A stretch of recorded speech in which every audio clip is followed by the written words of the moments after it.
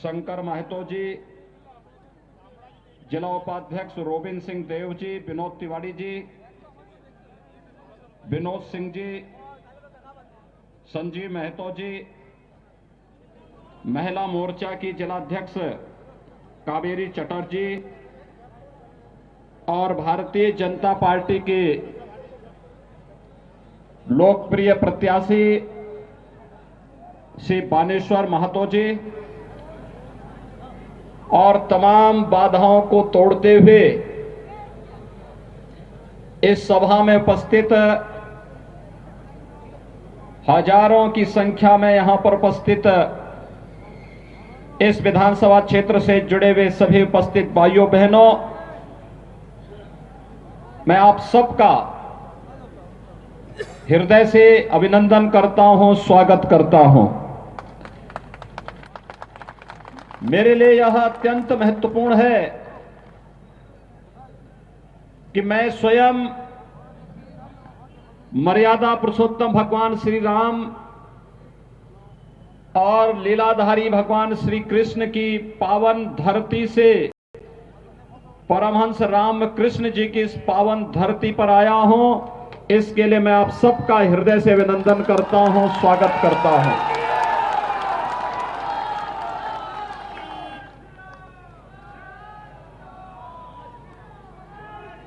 बंगाल की धरती सदैव से भारत के अंदर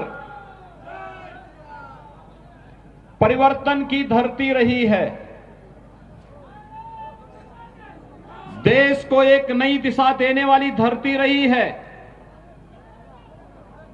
भारत के सांस्कृतिक राष्ट्रवाद की धरती रही है। इसी धरती ने रामकृष्ण परमहंस को देश को दिया, दुनिया को दिया। स्वामी विवेकानंद को इस धरती ने दिया। गुरुदेव रविंद्रनाथ टैगोर को इस धरती ने दिया। और देश के अंदर देश की आजादी को अपनी क्रांति के ज्वार से एक नई ऊंचाई तक पहुंचाने वाले देश स्वाधीनता आंदोलन के हीरो नेताजी सुभाष चंद्र बोस भी तो इसी धरती ने देश को दिया था।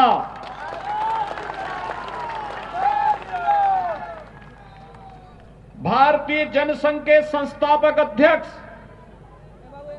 डॉक्टर श्यामा प्रसाद मुखर्जी भी बंगाल की ही धरती में पैदा हुए थे। भाइयों बहनों, महान वैज्ञानिक जगदीश चंद्र बसु की धरती भी बंगाल ही है। और भारत के अंदर अनेक आध्यात्मिक और सांस्कृतिक आंदोलन की गवाह बनी ये बंगाल की धरती। ये वही धरती है जिसने भारत को राष्ट्रगान जन गण मन भी दिया और जिस धरती ने वंदे मातरम का अमर गीत भी भारत को दे करके एक राष्ट्र गीत भी भारत की धरती को समर्पित किया। और इसलिए मैं बंगाल की धरती को कोटि कोटि नमन करता हूं। भाइयों बहनों, मैं आपके उत्साह का अभिनंदन करता हूं और मैं आपकी पीड़ा को भी जानता हूं। लेकिन ये पीड़ा ज्यादा दिन तक अब नहीं रहने वाली है। इसी का समाधान करने के लिए भारतीय जनता पार्टी आपके पास आई है और आपसे कहने के लिए आई है। मैं जब मंच पर आया तो मुझे 3 शहीद परिवार, भारतीय जनता पार्टी के जो कार्यकर्ता जिन्हें टीएमसी के परिवारों ने जिनकी हत्या कर दी थी, निर्मम हत्या कर दी थी, वे 3 परिवार इस मंच पर मेरे साथ यहां पर आए थे। उन्होंने मुझसे अपना परिचय दिया। मुझे देख करके यहां की टीएमसी की सरकार की गुंडागिर्दी और उनके अमानवीय कृत्यों पर देख करके क्षोभ हो रहा था। और तब मुझे लग रहा था कि अब इनके बहुत लंबे समय तक इनकी गुंडागिर्दी और इनकी अराजकता अब नहीं चल पाएगी। मात्र 45 दिन बाकी हैं 2 मई के बाद टीएमसी की सरकार की विदाई सुनिश्चित है।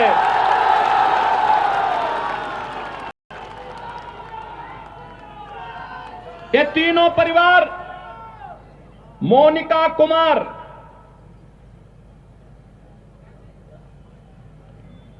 हरिराम महतो और कमीली टुडू, ये तीनों भारतीय जनता पार्टी के उन कार्यकर्ताओं के परिवार से हैं जो लोग शहीद हुए हैं। यहां की अराजकता के खिलाफ लड़ते लड़ते जिन्होंने शहादत पाई है, भारतीय जनता पार्टी के उन कार्यकर्ताओं के परिवारों से हैं। आप देख रहे होंगे मोनिका कुमार क्या उम्र है, इस उम्र में उसे विधवा बना दिया गया।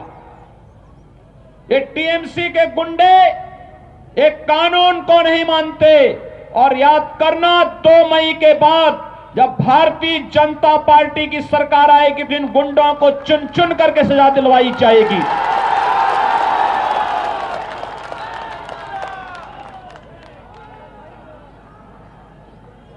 श्रीमती कमीली टुडू को देखो, इस उम्र में भी उसके साथ, और श्री हरिराम महतो जिनके परिवार के सदस्य की हत्या इसलिए कर दी थी क्योंकि वो चाहते थे कि यहां पर बंगाल के अंदर बंगाल के गरीबों को भी शासन की सुविधा का लाभ मिलना चाहिए, और ये कार्य भारतीय जनता पार्टी कर सकती है। इसलिए टीएमसी के गुंडों ने उनकी निर्मम हत्या कर दी थी।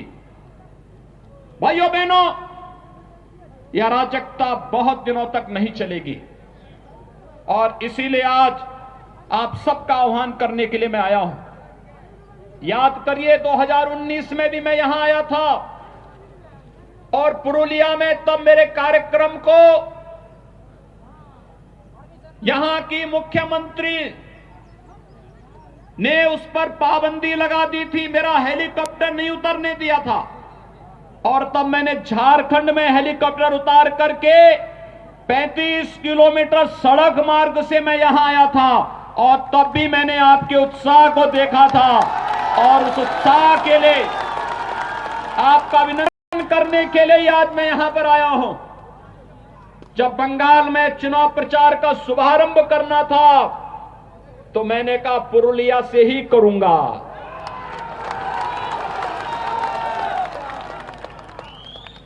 पुरुलिया से ही इसकी शुरुआत करूंगा। लेकिन मैं आज भी जब आया, मैं देख रहा था अभी भी सत्ता का दुरुपयोग रुक नहीं रहा है। मैं देख रहा था जगह जगह से, हेलीकॉप्टर से मैं देख रहा था जगह जगह भारतीय जनता पार्टी के कार्यकर्ताओं को और जनता जनार्दन को इस सभा में आने से रोका जा रहा था। लेकिन जब मुझे कार्यकर्ताओं ने कहा कि यहां तो अभी सभा में भीड़ ही नहीं हो पाएगी, मैंने कहा चिंता मत करिए, मेरे पहुंचते ही भारतीय जनता पार्टी का बहादुर कार्यकर्ता सारे बंधनों को तोड़ करके सभा स्थल पर पहुंचेगा। और आज एक बार फिर से आपने साबित कर दिया है, हर प्रकार के अन्याय और अत्याचार के खिलाफ आप लोग लड़ते हुए अपनी मंजिल को प्राप्त करेंगे, इसमें कोई संदेह नहीं होना चाहिए। और आज ये सभा उस रूप में यहां पर प्रारंभ हो रही है। भाइयों बहनों, मुझे आश्चर्य होता है, ममता दीदी जय श्री राम के नारे से बहुत चिढ़ती है, और जब मैं यहां पे आया तो मेरा अभिवादन जय श्री राम कहकर के सभी लोगों ने किया।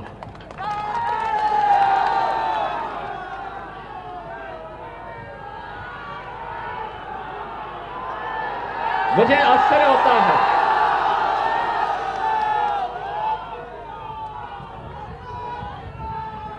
वैसे एक परिवर्तन तो हुआ है। 2014 के पहले इस देश के अंदर एक ऐसी पीढ़ी, एक ऐसी नस्ल पैदा हो गई थी बड़ी संख्या में, जो मंदिरों में जाने को ये मानते थे कि उनके सेकुलरिज्म इससे खतरे में पड़ जाएगा। लेकिन आज मैं देख रहा हूं ममता दीदी भी अब मंदिर में जाकर के चंडी पाठ कर रही है। ये परिवर्तन है ना, ये है नया भारत।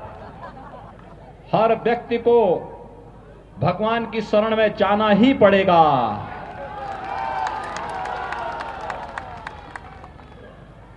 वैसे कांग्रेस के नेता राहुल जी भी चुनाव के समय मंदिर मंदिर जाते हैं और एक जगह तो मंदिर में ऐसे बैठ गए कि उनको पुजारी को टोकना पड़ा, कह रहे ये मंदिर है, आसन ठीक ढंग से बैठिए। वो ऐसे बैठ रहे थे जैसे कोई नमाज पढ़ने के लिए बैठता है।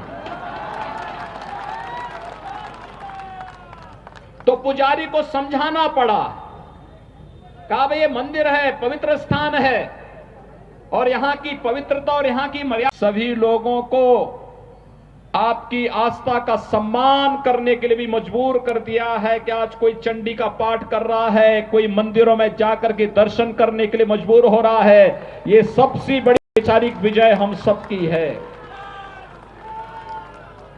जब वैचारिक विजय के मंच पर हम लोग जीत चुके हैं तो जनता जनार्दन का आशीर्वाद स्वतः ही भारतीय जनता पार्टी को प्राप्त होना है और वही आशीर्वाद मांगने के लिए भारतीय जनता पार्टी के कार्यकर्ताओं के लिए यही आशीर्वाद प्राप्त करने के लिए आज मैं आपके बीच में यहां पर उपस्थित हुआ हूं। भाइयों बहनों, बंगाल आजादी के समय यह मान्यता थी कि बंगाल विकास की धुरी बनेगा, लेकिन दुर्भाग्य से कांग्रेस ने, फिर कम्युनिस्टों ने और फिर पिछले 15 वर्षों में टीएमसी ने बंगाल को खोखला बना दिया। बंगाल में गरीबी की दर बढ़ती गई, बेरोजगारी की दर बढ़ती गई। यहां पर पार्टी विशेष के कार्यकर्ताओं की गुंडागर्दी ने अव्यवस्था और अराजकता का एक तांडव किया। आज आप देख रहे होंगे उत्तर प्रदेश में हम लोगों ने 4 वर्ष से भारतीय जनता पार्टी की सरकार उत्तर प्रदेश में है। 40 लाख गरीबों को प्रधानमंत्री आवास मिला है। 1 करोड़ 38 लाख परिवारों को विद्युत के निःशुल्क कनेक्शन मिले हैं। 1 करोड़ 56 लाख परिवारों को रसोई गैस के निःशुल्क कनेक्शन उपलब्ध हुए हैं।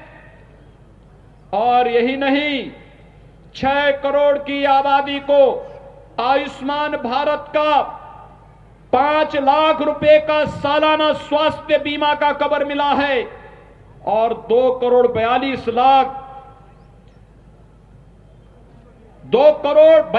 लाख किसानों को प्रधानमंत्री किसान सम्मान निधि का लाभ अकेले उत्तर प्रदेश में मिला है। भाइयों बहनों, उत्तर प्रदेश जैसे बड़े राज्य में इतनी सुविधाएं मिल सकती हैं तो बंगाल में क्यों नहीं? बंगाल में टीएमसी की सरकार जनता को इन विकास की सुविधाओं से वंचित करना चाहती है, इन सुविधाओं को नहीं लेने देना चाहती है और यही कारण है विकास के मोर्चे पर बंगाल पिछड़ता गया।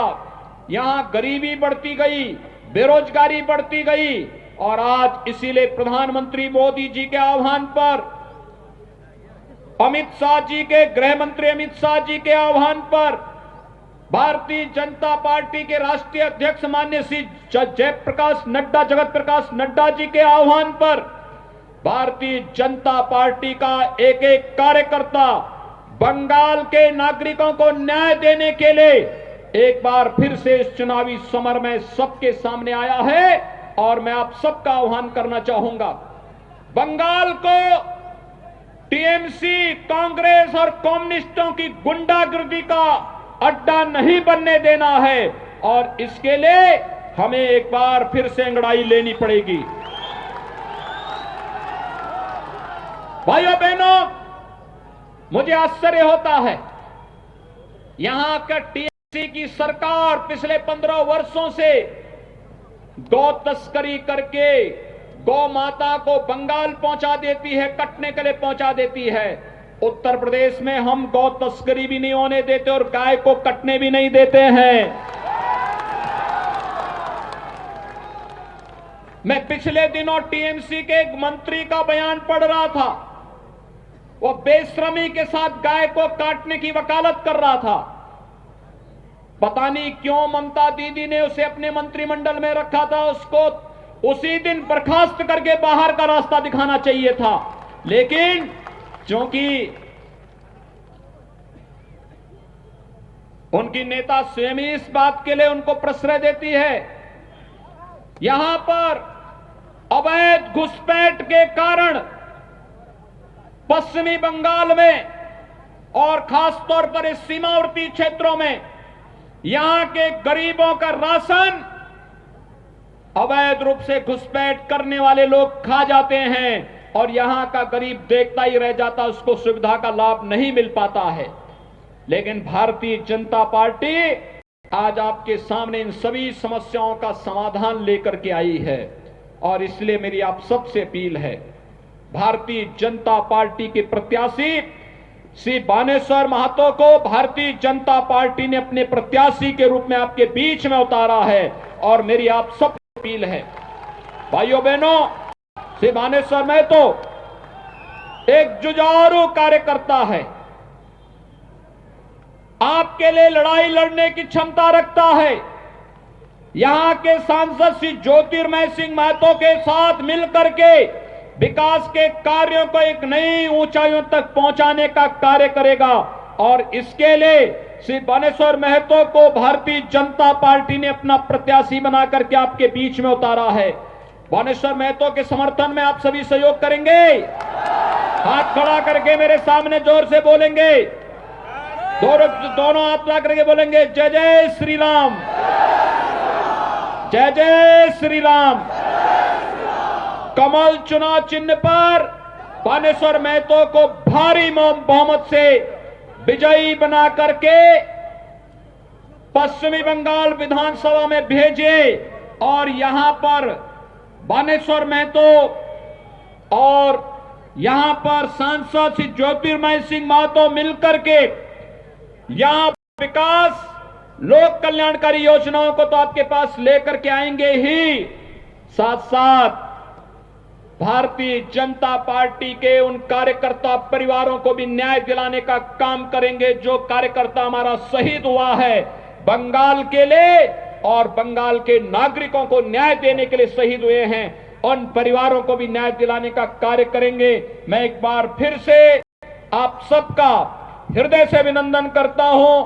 बंगाल की सांस्कृतिक राष्ट्रवाद की धरती को कोटि कोटि नमन करते हुए भारतीय जनता पार्टी को भारी बहुमत से विजयी बनाने की अपील आप सबसे करते हुए अपनी वाणी को देता हूं विराम। जय जय श्री राम, जय जय श्री राम।